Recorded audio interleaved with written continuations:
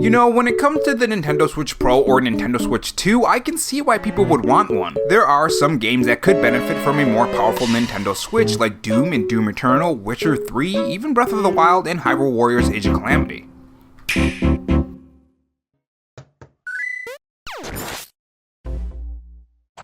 Hey guys, it's Rob here, and welcome back to the Robo Show, where we cover the latest gaming news, leaks, and rumors from Microsoft, Sony, and Nintendo in 2020 and beyond. If you want to be kept up on the latest gaming news, make sure you click that red subscribe button below this video and that notification bell so you know when I upload.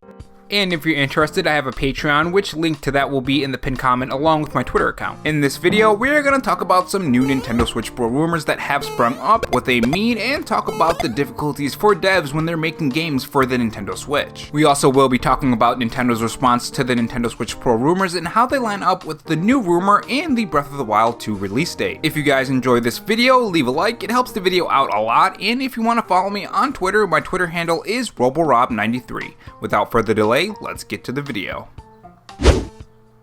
So the Nintendo Switch Pro wasn't announced at E3 2021, or before that like the rumors suggested. Before then, the internet was going crazy over the idea of Nintendo bringing out a new console, but as we know, that did not happen. But this doesn't mean that Nintendo isn't keeping an eye on these Nintendo Switch Pro rumors, even if there are a ton of Switch Pro rumors floating around right now. In fact, Doug Bowser himself has responded to the Nintendo Switch Pro rumor in an interview with the Washington Post. So I'm gonna read these off to you, and then we'll talk about the Switch Pro rumors and how this pairs with Nintendo's response about the Switch Pro rumors and what it has to do with Breath of the Wild 2. So this is what Bowser has to say about the Nintendo Switch Pro. We are always looking at technology and how technology can enhance gameplay experiences. It's not technology for technology's sake. And then where do you apply that technology? Do you apply it to its current existing hardware or platforms, or do you wait for the next platform? And then what's the right gameplay experience with that? There are a host of factors that go into it, and it's something that we're always looking at. What this means is Nintendo is actively looking into new tech. Now, there are two parts of this response that are very important. One part says, do you apply it to the current existing hardware or platform? This points to the Nintendo Switch Pro, the idea of the same console just more powerful than its current models. The other part is, do you wait for the next platform? This is in reference to a new console, whether that be a Nintendo Switch 2 or a whole new platform with a whole new brand, which I don't see Nintendo doing because the Nintendo Switch brand is a massive seller and is still growing very strong. Now, there is a very interesting part of this quote that brings us to these Nintendo Switch Pro rumors, and that's the part of how technology can enhance the experience of the user, and this is why Nintendo always seems to have these wacky ideas in their heads. And some of those wacky ideas tend to go into these consoles. I mean, heck, sometimes even Sony takes after Nintendo as well. Now, according to Switch Up, it seems that a very reliable accessory manufacturer source from China are working on products for the Switch Pro. But the key thing here is that it's not for 2021, but for 2022. This would make a lot of sense. It wasn't revealed at E3, and while sometime in the fall is still possible, I have huge doubts for that, specifically because how well the Nintendo Switch is selling in the release window for Breath of the Wild 2. As I'm sure you guys all know, Breath of the Wild 2 is aiming for a release date for 2022. Nintendo knows the pulling power of not just Breath of the Wild 2, but the brand of Breath of the Wild and the brand of Zelda. They did the very same thing for Breath of the Wild 1 in the launch of the original Nintendo Switch, and that was a big factor for the sales for that console. So selling Breath of the Wild 2 alongside a Switch Pro in 2022 is something I can see happening, though that is just speculation on my part. Now, previously I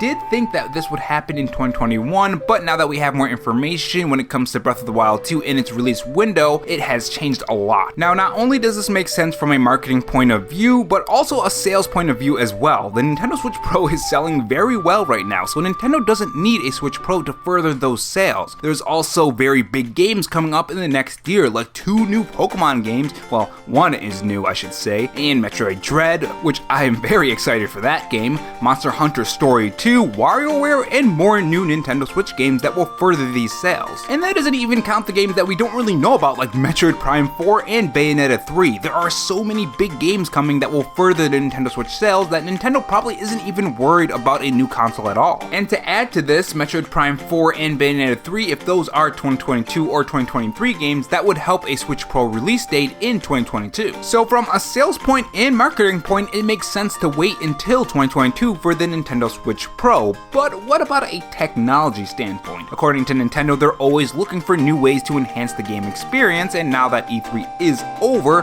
what is the fate of the Nintendo Switch Pro? And maybe even a better question, do we need a Nintendo Switch Pro, or is the current power of the current model good enough? Well, two articles caught my eye, with the first one being on Overwatch 2. Now, even if you're not an Overwatch fan or you don't like those games, the fact that the game like this needs to have compromises to bring to the Nintendo Switch is a bit concerning, but not out of the norm for multiplats, right? Well, yes and no. As games get bigger and better, which they will with the PS5 and Xbox Series X, and the power that lets the devs make bigger and better games with those consoles, the less support we'll see for the Nintendo Switch, or we'll have lower quality games. Now, whether that be in scale or resolution or frame rate or compromises that they have to make is something that we just have to wait and see for each game that comes on the Nintendo Switch. And this brings me to the next one of these exclusives for the Nintendo Switch, and that's Monster Hunter Rise. This game does look amazing on the Nintendo Switch, don't get me wrong, but graphics aside, Capcom says that developing the game and optimizing it for the Nintendo Switch was challenging and very difficult, but rewarding. But my question for you guys is, at what point does this just become difficult for developers? We know when this happens, Nintendo consoles see less support from devs, whether it be through third-party games or just smaller games. This brings me back to the days of the Wii U, when the Wii U was the main console that Nintendo was supporting. The Wii U wasn't the biggest powerhouse around at the time, and this was one of the many factors that hurt the Wii U in the long run. If you guys remember, we ended up having a Wii U drought. It was a huge problem for Nintendo because they didn't have those third-party games or games that other devs wanted to make for the Nintendo console to fill in those gaps between Nintendo IPs like Zelda and Mario. Even the very successful Wii was hurt by the less powerful machine. We ended up getting a lot of bad Wii ports or Wii versions of other third-party games. I'm sure even to some extent, some devs probably didn't even want to develop games for the Wii because it just wasn't as powerful as other consoles. As a result, we ended up missing a lot of third-party games on the Wii because it just wasn't that powerful.